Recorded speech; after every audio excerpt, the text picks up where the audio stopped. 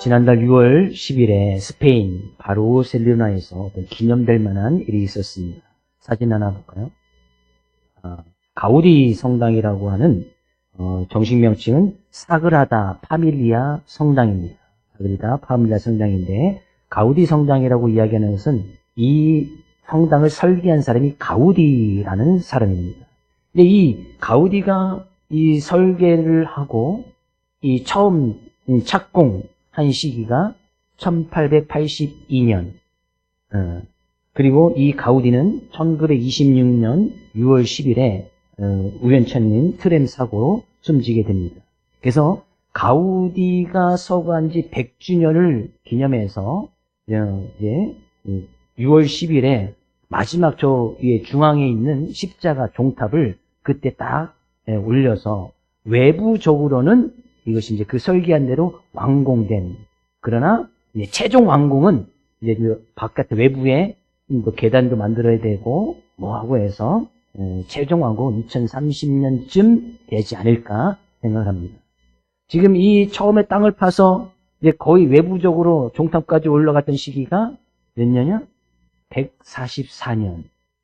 무려 이 성당 하나 짓는데 144년이 걸리는 거예요. 이 가우디라는 사람이 또 설계를 할 때에 어떤 그의 신앙심이 우러나는 그런 상징적인 의미가 있었는데, 이 종탑의 높이가 172.5m입니다. 근데 그렇게 설계한 이유가 있어요. 그 바르셀로나 그 지역에서 가장 높은 산이 173m입니다. 그 가우디가 가지고 있던 이 어떤 신앙심과 철학은 사람이 만든 이 피조물이 신이 만든 창조물보다 높아서는 안 된다라는 확고한 신념이 있었기 때문에 그거보다 높게 짓지 않았다는 거예요. 충분히 그렇게 높게 짓고 설계를 할 수 있었을 텐데 그렇게 짓지 아니하였다는 어떤 그런 그의 신앙심이 담겨져 있기도 합니다. 근데 이 더 경이로운 점은 이 거대한 역사가 정부의 지원금 단 1푼도 없이 오직 방문객들의 입장료와 이름 모를 사람들의 기부금만으로만 이루어졌다는 것. 지금도 여전히 사람들이 그곳을 방문하여서, 방문할 때 이제 입장료를 받겠죠. 그것을 통해서 수많은 사람들이 어쩌면 거기에 이제 벽돌 하나 썼는데 다 동참을 하게 되었다는 이야기입니다. 우리나라에서 가장 높은 건물이 뭐죠? 롯데타워죠? 롯데타워, 롯데몰타워. 안 가보셔서 잘 모르죠. 서울을 안 가보셔가지고. 63빌딩은 한참 전 얘기입니다. 롯데타워, 롯데월드는 아시죠? 롯데월드 옆에 롯데타워가 세워져 있는데 555m, 층수로는 123층. 안 가보셨으니 언제 기회 돼서 우리가 한번 거기를 견학을 한번 가야 되겠네요. 서울로 견학을. 그 엘리베이터도 딱 있어서 그 118층 어디까지 올라가죠? 118층까지인가 엘리베이터가 이렇게 그 타워를 구경하기 위해서 전용 엘리베이터가 따로 있습니다. 돈 주고 가야 돼요. 근데 물론 설계를 하고 이제 준비할 때 많은 어려움이 있었습니다. 왜냐하면 이제 너무 높이 올라가다 보니까 비행기 노선을 바꿔야 된다는 등, 설계가 잘못됐다는 등, 뭐 이런 거 해서 몇 년이 계획한 지는 꽤 오래됐는데, 본격적으로 이 기공, 처음에 땅을 딱 파기 시작한 때가 2009년 4월. 2009년 4월에 시작이 돼서 2016년 12월 22일에 완공이 됩니다. 몇 년 걸렸어요? 7년 조금 넘게 걸렸어요. 우리나라 기술이 상당하죠? 그렇다고 이 555m 된 건물이 뭐 무너집니까? 아주 튼튼하게, 그냥 또 한국 사람들은 뭔가 하면 이제 빨리빨리 뭔가 이루려는, 물론 그런 것 때문에 우리나라 경제가 발전된 그런 부분이 있지만, 그렇다고 해서 항상 빠른 것이 좋은 것만은 아니죠. 우리나라 기술이 정말 세계적인 어떤 기술, 건축이나 토목은 뭐 세계적인 수준입니다. 근데 이 가우디 성당, 무려 144년이 걸렸는데도 완공하지 못한, 뉴스를 보면서, 우리의 믿음의 길은 어떻게, 우리가 올 한 해 표 선한 싸움을 싸우고 달려갈 길을 마치는 교회, 그 달려간다고 하니까 무조건, 달리는 것은 무조건 빨리 달려서 우리의 믿음의 길을 빨리 달린다고 해서 될 것이냐? 꼭 그런 것만은 아니다 말이에요.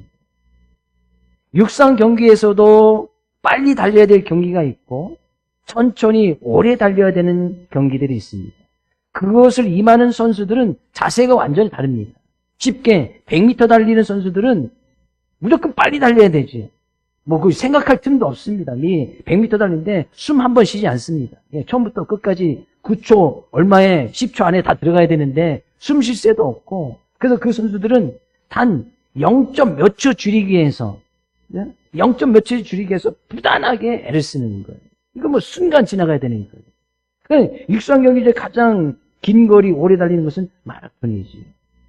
100m 선수처럼 그렇게 훈련하고 달렸다가는 지쳐 쓰러져서 완주를 하지 못하는 거예요.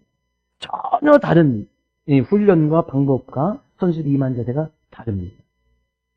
우리의 믿음의 길은 100m 선수가 아닌 마라톤, 장기적인 경기를 해야 되는 그런 믿음의 길과 같다고 말씀을 드렸습니다.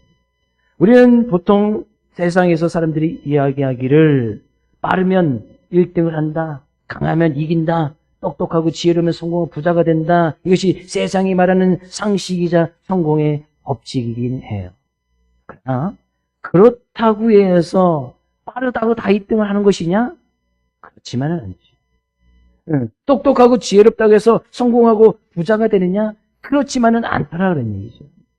오늘 본문 말씀 이 전도서는 솔로몬 왕이 지었던 어떤 시 가운데 일부분이기도 하고, 그가 인생을 쭉 살고 나서 노후에 자기 삶을 되돌아보면서 썼던 것이 이 전도서입니다.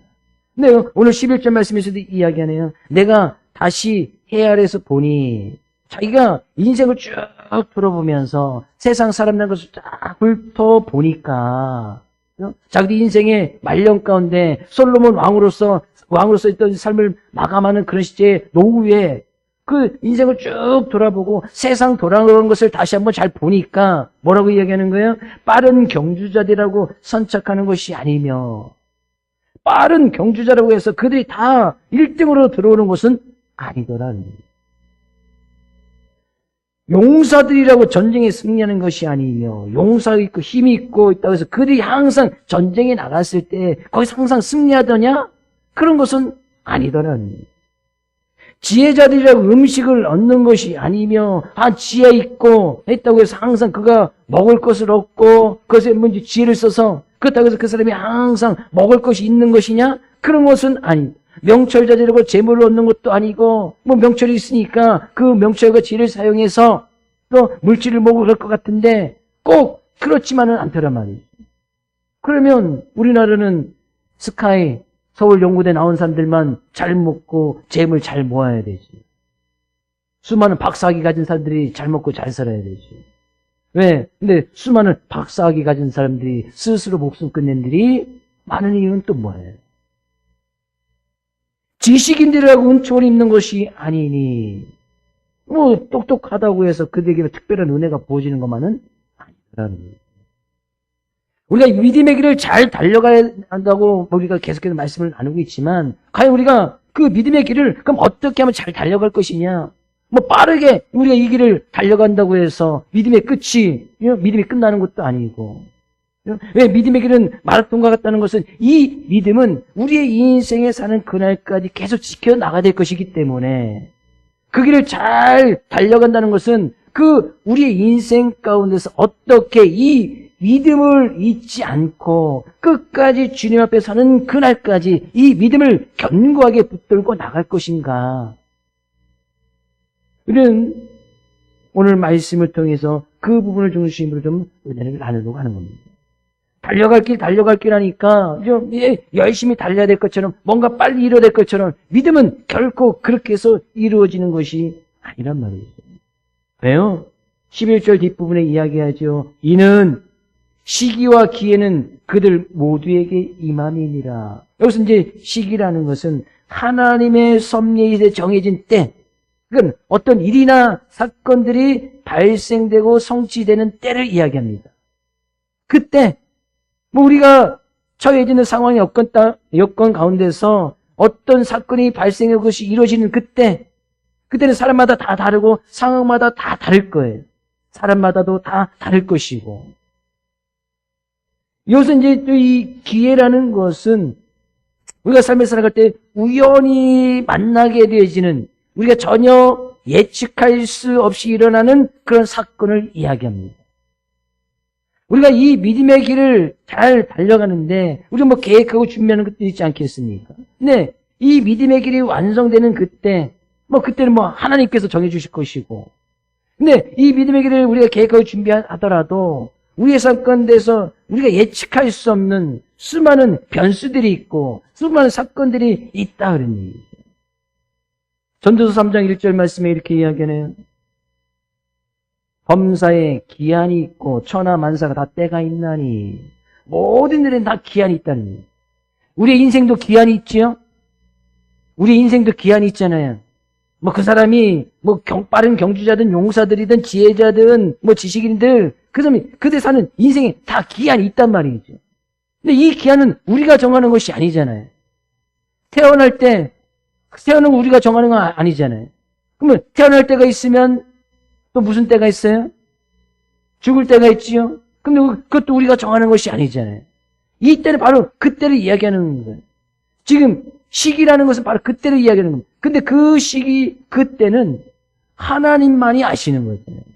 우리가 언제 하나님 앞에 서게 될지, 언제 우리가 이 죽음을 맞이하게 될지. 이 때라는 것은 모든 사람이 다 맞이하게 된다.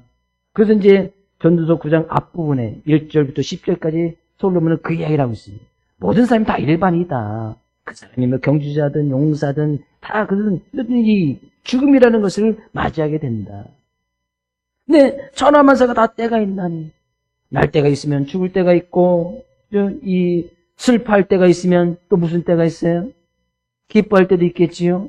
또 우리가 뭐 이 돌을 던질 때면 또 돌을 던질 때가 있으면 또 돌을 거둘 때가 있고, 찾을 때가 있으면 또 잃어버릴 때가 있고.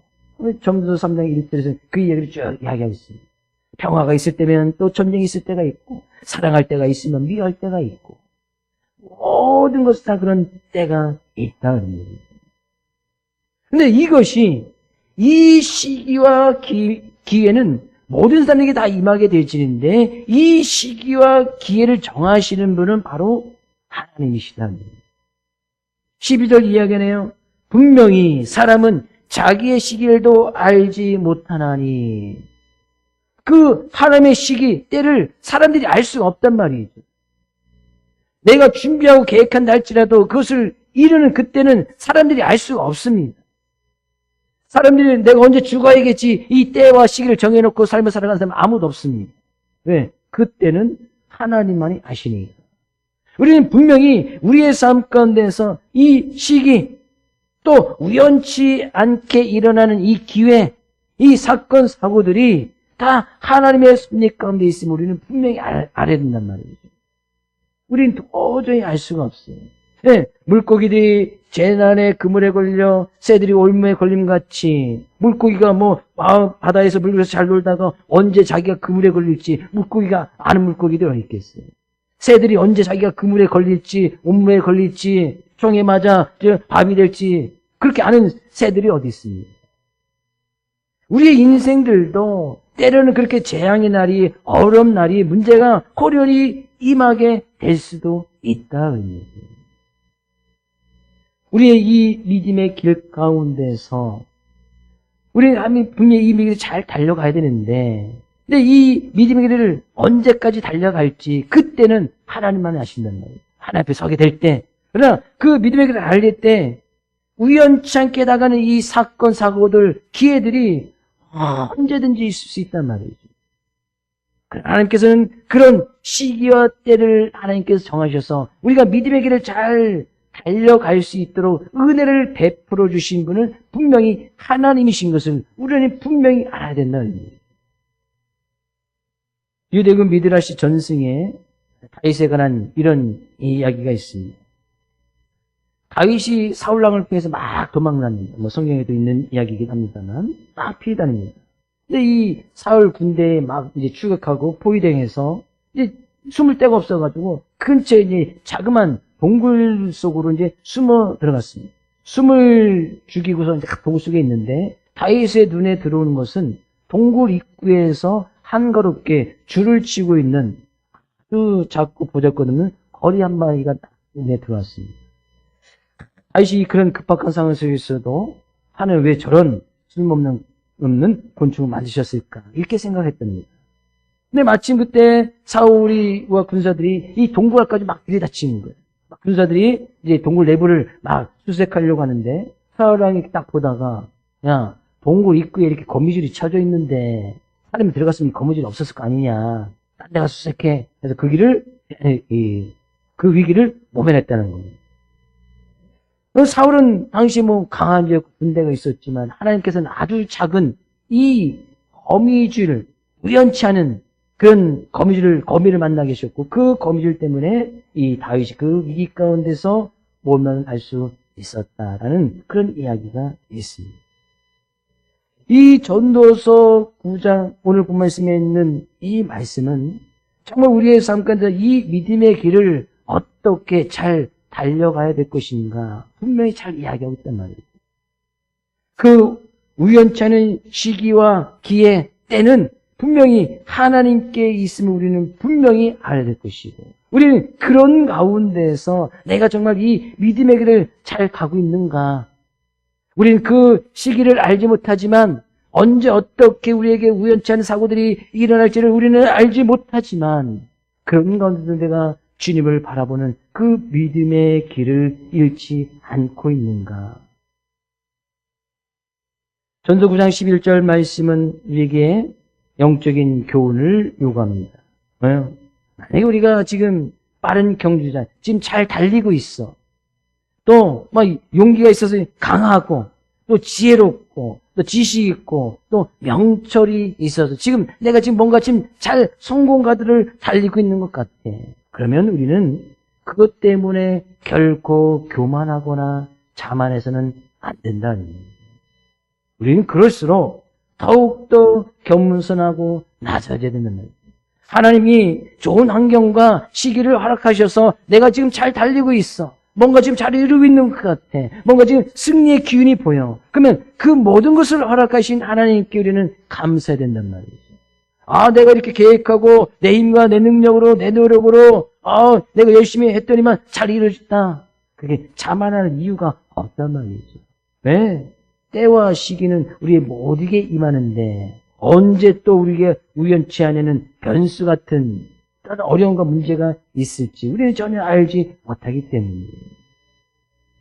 그러면 우리가 잘 나갈 때는 지금 잘 될 것 같을 때는 내가 믿음에 지금 잘 가고 있을 때는 더욱 겸손하고 낮아지면 되고 행여나 지금 나의 믿음의 길이 좀 멈춘 것 같고 남들보다 좀 뒤처진 것 같고 그것 때문에 낙심하고 낭망되고 뭔가 길이 딱 막혀서 도저히 갈 수 없는 그런 상황 가운데에서는 그런 가운데서도 우리를 지키시고 인도하시는 하나님이 계심을 믿고 그 하나님에 대한 소망을 분명히 가져야 된단 말이에요.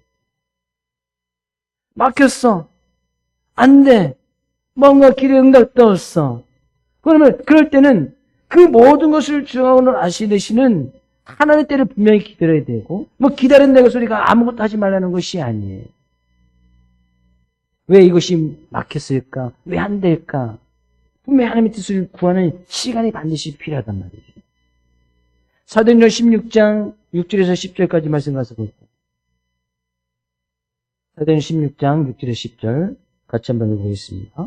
성령이 아시아에서 말씀을 전하지 못하게 하시거늘 그들이 부르기아와 갈라디아 땅으로 다녀가 무시 앞에 이르러 비두니아로 가고자 했으되 예수의 영이 허락하지 아니하시는지라 무시아를 지나 드루아로 내려갔는데 밤에 환상이 바울에게 보이니 마게도냐 사람 하나가 서서 그에게 청하여 이르되 마게도냐로 건너가서 우리를 도우라 하거늘 바울이 그 환상을 보았을 때 우리가 곧 마게도냐로 떠나기를 힘쓰니 이는 하나님이 저 사람들에게 복음을 전하라고 우리를 부르신 줄 인정함이라라. 지금 바울사도가 전도여행을 쭉 다닐 때, 전도여행을 다닐 때입니다. 전도여행을 다니는데 바울이 이 계획하고 준비하기를 아시아, 지금 아시는 이제 우리 아시아가 아니라 지금 이제 당시 이제 소아시아라고 부르는 지금 현재 나라의 이제 터키 점의 오른쪽을 이제 소아시아라고 이렇게 불렀습니다. 바울은 이렇게 전도여행을 쭉 하면서 그쪽에 가서 뭐 복음을 증거하고 싶었어. 같이 복음이 들어가기 힘든 그런 곳이고요. 근데 성령님께서 그 길을 딱 막아버리시는 거예요. 이제 그 길을 가지 못하도록 어떤 환경이나 여건들이 도저히 갈 수 없는 환경이 만들어버리신 거죠. 그래서 어쩔 수 없이 그 왼편으로 불기와 이제 갈라디아 이쪽으로 이제 가게 되어지는데, 거기 옆에서 이제 무시아라는 곳에 이르게 되어서 거기서 이제 그 위쪽 비두니아라는 쪽으로 가려고 그럼 자기가 애썼단 말이죠. 애썼다는 게 노력했단 말이죠. 그래서 복음을 증거하고 또 교회를 세워내서 애썼단 말이죠. 근데 뭐예요? 예수의 영이 허락하지 않는 거예요. 도저히 갈 수 없는 상황을 만들어버리시는 거예요. 그래서 어쩔 수 없이 바울이 그 무시해지는 이제 드로아로 딱 내려갑니다. 드로아로 내려가요. 근데 그 드로아 갔을 때 밤에 하나님께서 환상을 보여주시는데 마게도니아 사람 하나가 서서 손짓하면서 우리 집 와서 도우십시오 라는 그런 환상을 보여주는 거예요. 우리 그때 딱 깨달은 거예요. 왜 하나님께서 막으셨는지, 왜 성령님께서 막으셨는지, 지금 뭐 이쪽 지역도 복음이 들어가지 않아서 힘들고 하는 사람이 있지만 하나님께서는 더 급한 마게도니아 사람들에게 가서 복음을 증거하러 가시는 하나님의 분명한 뜻이 있구나. 바울은 그때 깨달은 거예요. 그래서 그가 마게도으로 건너가서 그쪽에 복음을 증거하는 거예요. 생각해 볼 필요가 있습니다. 바울이 지금 믿음의 길을 잘 달려가고 있어요. 선교하고 복음 증거에 잘 달려가고 있습니다. 근데 자기가 계획하고 애쓰는 부분이 있어요. 내가 이 믿음의 길 잘 달려가기 위해서 선교하기 위해서 분명히 애썼단 말이죠. 노력했단 말이죠. 계획을 했단 말이죠. 근데 그 길을 누가 막아요? 성령이 막고 예수 영이 막아요. 왜? 지금 바울 사도가 나쁜 일을 하려고 하는 것이 아니잖아요. 좋은 길, 믿음의 길을, 선한 일을 하려고 가고 있는데 성령님이 딱 막아버리는 거예요. 그럼 바울은 그때 멈춰버립니다. 그리고 멈춰있다고 바울이 아무것도 하지 않습니까? 그러면 그 가운데서 분명히 바울 사도는 하나님 앞에 기도했겠죠. 하나님 왜 막으십니까? 왜 이 길이 안 뚫립니까? 그래서 하나님께서 다른 길을 열어주세요. 그러면 그쪽에 가. 근데 거기서 또 막아. 또 막으니까 바울 사도가 그러면 아무것도 안 하고 그냥 주저앉고 있습니까? 하나님께 또 무릎 꿇고 기도하죠. 하나님, 그럼 어디로 가야 됩니까? 하나님께서 다른 길을 열어주시네. 그리고 밤에 환상의 기도응답을 보여주시는 거예요. 네가 가야 될 것은 마게도니아야. 우리가 믿음의 길을 잘 달려감에 있어서 때로는 분명히 이렇게 막힐 때가 있단 말이죠. 근데요, 내가 믿음의 길을 가서 갈 때, 막혔을 때 우리는 분명히 생각하실 것이 있어요. 우리가 좋은 일, 믿음을 지키기 위해서 이 믿음의 길을 가는데, 때로는 이 믿음의 길을 종종 막으시는 것이 성령님이나 하나님께서 막으실 수 있지만, 이 믿음의 길을 잘 가지 못하는 것 또한 사단도, 마귀도 이 길을 막는다는 사실이에요. 이 믿음을 잘 지키기 위해서 자녀다운 모습 잘 살고 있어. 근데 그 모습을 가장 보기 싫어하는 것이 누구예요? 사단, 마귀가 가장 보기 싫어하겠지. 그러면 우리 바울 사도가 막힐 때마다 그가 했던 것은 하나님 앞에 무릎 꿇고 기도하면서 주님의 뜻을 구한 것이거든요. 내가 지금 믿음의 가운데 힘들고 어려움이 있어. 뭔가 딱 막혀 있어. 그럼 우리는 분명히 알아야 돼요. 이것이 하나님께서 막으시는 것인지 아니면 사단 마귀가 막는 것인지. 하나님께서 막으면 막히는 대로 다른 길을 가면 돼. 근데 사단이 막으면 어떻게 돼요? 그 길을 뚫고 지나가야 되는 거예요. 근데 이것을 잘 구별할 수 있는 영적인 분별력, 영적인 지혜가 필요한 거예요. 그래서 기도라는 것이 필요하다는 거예요. 이것이 하나님께서 막는데 우리가 막 뚫고 지나가려고 해. 그럼 그게 갈 수가 없습니다. 나만 힘든 거예요. 근데 사단이 딱 막아. 그러면 그 길은 뚫고 지나가야 되는 것이죠. 싸워서 이겨야 된단 말이죠. 선한 싸움을 싸워서 그것을 이겨나가야 된단 말이죠. 이것이 분별력이 있어야 되고 지혜가 필요한 거예요. 우리는 분명히 말씀을 통해서 우리는 분명히 믿음의 길을 주님이 오신 그날까지는 분명히 잘 달려가야 됩니다. 그때까지는 주님을 바라보고 의지하면서 나가야 된단 말이에요. 근데 빨리 달려간다고 해서 그냥 무조건 빨리 달려가는 것이 아니라 때로는 가다가 이 시기와 기회가 우리가 예기치 못한 그런 사건, 사고들이 분명히 있을 수 있단 말이죠. 난 믿음을 잘 지키고 싶은데, 믿음의 길을 잘 달려가고 싶은데, 우리의 환경이나 여건들이, 우리 주변에 있는 사람들이 관계 속에서 그게 막힐 때가 있단 말이죠. 근데 이 딱 막히면 우리는 생각해야지요. 하나님께서 막으시는 건지, 아니면 사단 마귀가 막는 것인지. 최소한 우리는 알지요. 주일날 예배를 드려가는데 상황 여건들이 예배를 드리지 못하는 그런 상황 여건이 딱 생각했어. 최소한 하나님이 막는 건 아니겠죠? 그렇죠? 하나님이 주일날 예배 드리러 가는데 어떤 예기치 못한 상황이 있어. 예배를 드리지 못할 것 같아. 하나님이 막진 않겠지. 그렇죠? 그럼 우리는 알아야지. 아, 이건 하나님 막는 게 아니다. 그럼 어떻게 해요? 뚫고 그건 지나가야지. 거기에 합의점을 찾고 거기에 져서 그래 오늘 한 번만 빠지지 뭐. 오늘 한 대 딴 데 가지. 오늘 한 대 누구 만나지. 그건 사단 마귀한테 무릎을 꿇는 거나 마찬가지란 말이에요.